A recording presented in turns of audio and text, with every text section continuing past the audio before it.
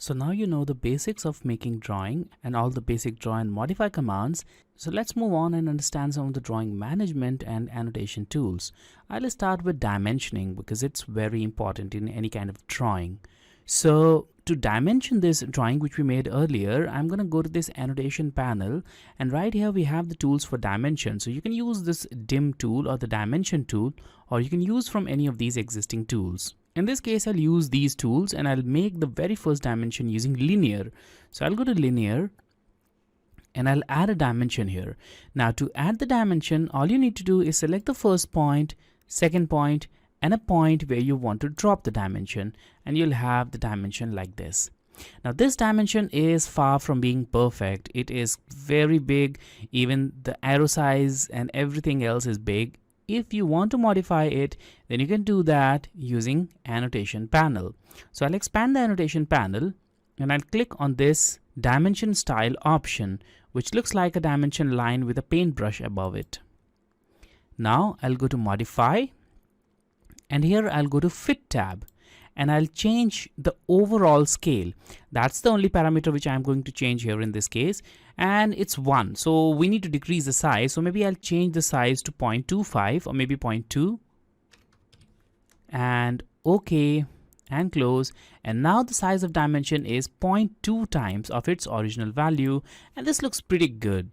Now using this size, I will make other dimensions. In your case, the scale of 0.2 may work, or maybe in your case you need to change it to some other scale. That depends on the drawing which you have selected. Now this is linear dimension. If you want to add a radius or a diameter, you can select the radius. So go to radius, click on the circle, and again click, you'll have the radius. For the diameter, select diameter, click on the circle, and now you'll have the diameter symbol. So as you can see, you don't need to add the phi symbol and r symbol for the radius and diameter. AutoCAD will take care of this for you. In a similar way, we have dimension like angular if you want to add angles. So here I'll select the first line, second line, and click again to add the angles. So you can add these dimensions pretty easily like this. Now after adding dimensions, let's talk about layer. So currently we are making our drawing on layer 0, which is the default layer. And if you want to add more layers, then you can go to layer properties and add the layers that you want. So we are working with 0 layer. As you can see, we have check mark right next to layer 0. That indicates our drawing is in 0 layer. I'll click on this new layer and I'll call it dim, or short for dimension. And now I'll use this layer to put our dimension. So now I'll close this layer property manager. I'll select all the dimensions which I've made here, and I'll go to this drop down and I'll select dim.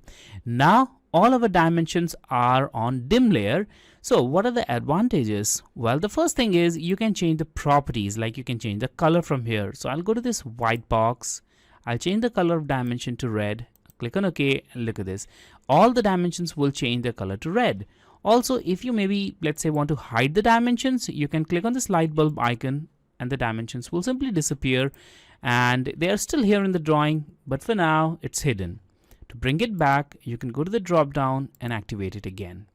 So that's the advantage of putting objects on their respective layers, so that you can control its properties right using the layer property manager. Now let's also talk about blocks.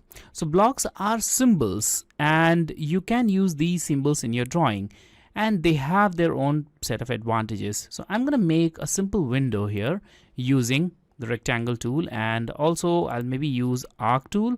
So first point and second point, third point, then line, and again. Alright, so here we have a simple window kind of shape. Now in this case, all these objects are separate. They are made separately using different draw commands, but you can convert this into a symbol, and that symbol is called block. Now to convert it into a symbol, I'll go to create block on the block panel. I'll give it a name. So let's call it window. Now we need to specify some parameters like pick point. Select this and specify a point that will be the base point or the pick point of this symbol or the block. Now select objects, click on this box and select all the objects and press enter. And I'll simply click on OK now. And now if I hover my cursor, it will show this as a single object. If you select it, it will only show the pick point or the base point which we specified. And now this one will work like a single object. Now what's the advantage of this? Well, if you now go to insert, you'll notice that now we have this window added here, and you can now insert as many copies of this window from here, or you can also make copies of this block from here. All right. Now, all these blocks can be modified directly by modifying any one of these block references.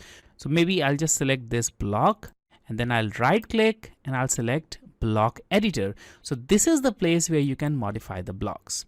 So look at this. Now this is the block editor. As you can see, we have a tab here, and here it will work again like separate objects. Here I'll modify this. So I'll go to circle and I'll add a circle maybe here. Then I'll go to trim, enter, I'll trim this line and this line. And we have a different kind of window now.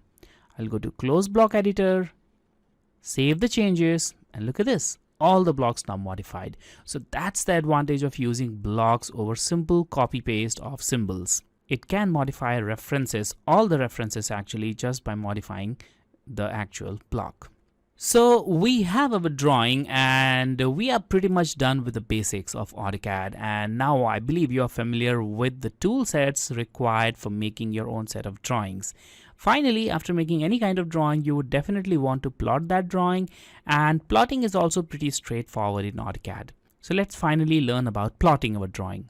Now to plot our drawing, I'll go to this plot option, and here I'll specify firstly the plotter. So in this case, I will select DWG to PDF. I want to plot my drawing as PDF. Now the paper size, you can select from any of these existing paper size. In this case, ISO A4 is selected. I'll keep that one. Now for the plot area, display is selected. That means whatever is displayed will be plotted. In this case, I'll change that a bit. I'll change it to window. We want to plot everything inside of a selected window. So now I'll click here and I'll click here. And now all the objects inside that window will be plotted. All right. Now look at this paper. So this is how your plot's going to look like. This is our paper and your plot will be somewhere over here. So we have problems here. This area is completely blank. We just want it centered. So to do that, click center the plot, and now this will be centered like this. Again, we have a problem.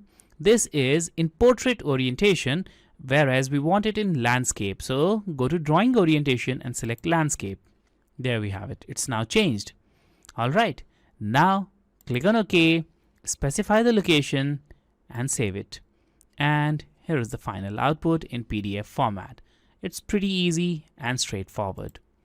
So I hope you have found this AutoCAD Basics for Beginners video series pretty helpful. If you have any question related to this series, let me know. And for further in-depth tutorials in AutoCAD, you can check other videos on SourceCAD channel. And if you like this video series, don't forget to let me know in the comment below. Give it a thumbs up, and I'll see you soon with another video.